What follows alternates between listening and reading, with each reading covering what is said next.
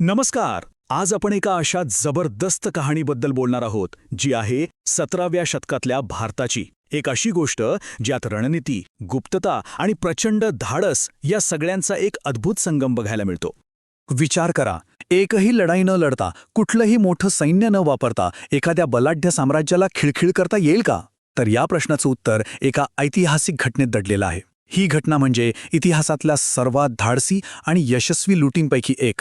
आणि हो, ही लूट फक्त संपत्तीसाठी नव्हती, तर एका बलाढ्य साम्राज्याला दिलेला तो एक जबरदस्त धक्का होता. आता बघा, कोणत्याही मोठ्या लुटीसाठी एक अचूक लक्ष असणं खूप महत्त्वाचं असतं. आणि मराठ्यांचे नेते छत्रपती शिवाजी महाराज यांच्यासाठी ते लक्ष होतं सुरत शहर. तर सुरतच का?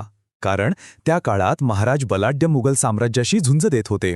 आणि सुरत हे काही साधंसुधं शहर नव्हतं. ते मुघल साम्राज्याची आर्थिक नाडी होती. सगळ्यात श्रीमंत बंदर. म्हणजे विचार करा, शाही तिजोरीत सगळ्यात जास्त पैसा सुरतूनच यायचा. त्यामुळे या शहरावर हल्ला करणं म्हणजे थेट औरंगजेबाच्या तिजोरीला हात घालण्यासारखं होतं. म्हणूनच संपत्ती आणि प्रतिकात्मकदृष्ट्याही हे एक अत्यंत महत्त्वाचं लक्ष होतं. पण सुरतेच्या या सगळ्या वैभवामागे ना एक खूप मोठी कमजोरी लपलेली होती. आणि महाराजांच्या तीक्ष्ण नजरेतून ती सुटणं शक्यच नव्हतं. ती कमजोरी म्हणजे तिथला प्रचंड भ्रष्ट कारभार. हे कसं ते पाहूया. सुरतेचा जो सुभेदार होता इनायत खान, त्याने बादशहाला काय रिपोर्ट दिला होता की त्याच्याकडे शहराच्या रक्षणासाठी तब्बल 5,000 सैनिकांचा दल आहे.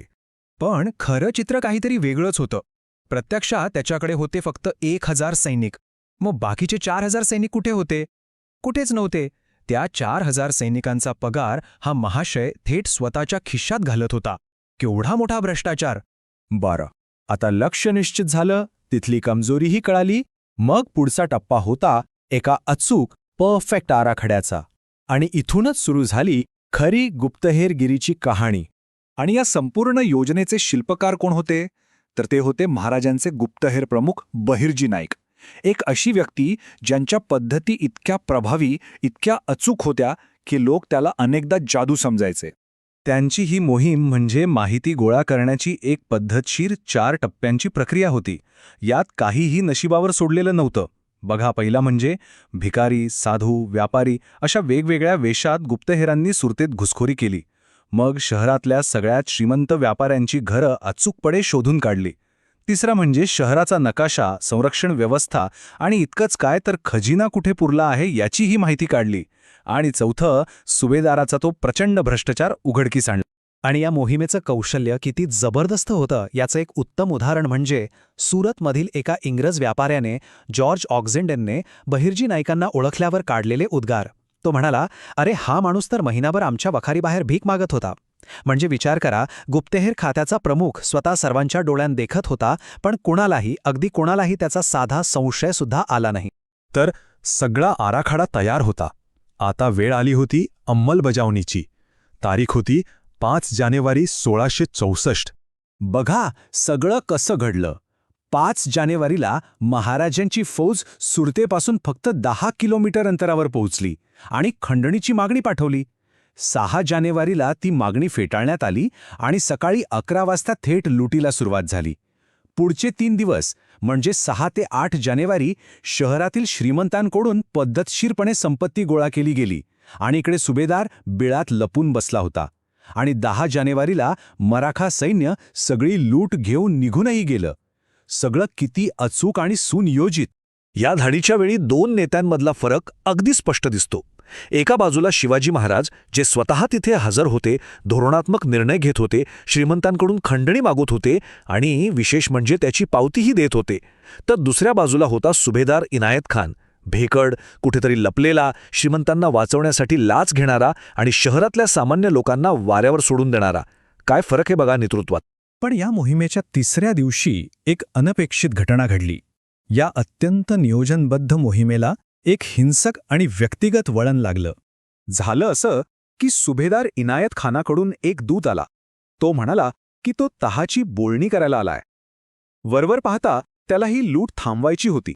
पण त्या दूताने महाराजांकडे एक विचित्र आग्रह धरला. तो म्हणाला, मला तुमच्याशी एकांतात बोलायचंय. आणि काहीतरी गुपित सांगण्याचा बहाणा करत तो महाराजांच्या अगदी जवळ येऊ लागला. आणि पुढच्याच क्षणी त्या दूताने अचानक कमरेला लपवलेली कट्यार काढली आणि महाराजांवर हल्ला करण्याचा प्रयत्न केला. पण क्षणात महाराजांच्या अंगरक्षकांनी त्याला जागीच ठार केलं. महाराजांच्या जीवावर उठण्याचा हा प्रयत्न होता. या विश्वासघाताने संपूर्ण मराठा सैन्य संतापाने पेटून उठलं आणि आता ही फक्त लूट राहिली नाही, तर तो एक सूड बनला. आता एका बाजूला मराठा सैन्याचा क्रोध उसळला होता आणि लूट अधिक तीव्र झाली होती. पण त्याचवेळी महाराजांच्या दूरवर पसरलेल्या गुप्तहेर जाळ्याने एक अत्यंत महत्त्वाची बातमी आणली. बातमी अशी होती की सेनापती महाबत खानाच्या नेतृत्वाखाली एक प्रचंड मोठी मुघल फौज वेगाने सुरतेकडे कूच करत आहे. आता महाराजांसमोर एक मोठा निर्णय होता. इथेच थांबून त्या फौजेसोबत लढायचं की मिळवलेली प्रचंड लूट घेऊन सुरक्षितपणे निघून जायचं. पण महाराजांसाठी निवड अगदी स्पष्ट होती. आपलं मुख्य उद्दिष्ट खजिना मिळवणं होतं, इथे मोठी लढाई करणं नव्हतं. त्यांचं ध्येय पूर्ण झालं होतं. शहर सोडताना ते म्हणाले, खूप दिवसांपासून औरंगजेबाच्या सुरतेकडून खंडणी वसूल करण्याची इच्छा होती. आज ती पूर्ण झाली आणि त्यांनी तात्काळ माघार घेण्याचा आदेश दिला. आता माघार घेतल्यामुळे ती प्रचंड लूट तर सुरक्षित राहिली, पण या धाडीचा जो खरा परिणाम होता तो सोन्या नाण्यांच्या खूप पलीकडचा होता. ही केवळ एक लूट नव्हती, तर हा त्यावेळच्या जगातल्या सर्वात शक्तिशाली साम्राज्यांपैकी एकाचा, मोगल साम्राज्याचा अपमान होता. या एका घटनेने मुघल साम्राज्याची कमजोरी आणि त्यांचा आतून पोखरेलेला भ्रष्टाचार संपूर्ण जगासमोर आणला. त्यांच्या प्रतिष्ठेला इतका मोठा धक्का बसला की त्यातून ते कधीच पूर्णपणे सावरले नाहीत. आणि ह्याचे परिणाम काय झाले तर शिवाजी महाराजांच्या धोरणात्मक कौशल्याची दंतकथा आणखी पक्की झाली. बहिर्जी नायकांच्या तथाकथित दैवी शक्तींबद्दलच्या चर्चा तर अजूनच वाढल्या, कारण लोकांना कळेना की जमिनीत पुरलेला खजिना त्यांना सापडला तरी कसा. आणि सर्वात महत्त्वाचं म्हणजे ही कथा पाशवी शक्तीपेक्षा बुद्धिमत्तेचं सामर्थ्य किती मोठं असतं याचा एक उत्तम आदर्श बनली. या घटनेने हे सिद्ध केलं की अचूक माहिती हेच खरं तर अंतिम शस्त्र आहे. आणि हे सगळं आपल्याला एका शेवटच्या विचाराकडे घेऊन जातं. सुरतेच्या लुटीतून मिळालेली संपत्ती खरंच प्रचंड होती, यात काही शंका नाही. पण विचार करण्यासारखी गोष्ट ही आहे की महाराजांच्या सैन्याने मिळवलेली सर्वात मौल्यवान गोष्ट ती सोनं नाणी होती की एका बलाढ्य साम्राज्याच्या मनात कायमची निर्माण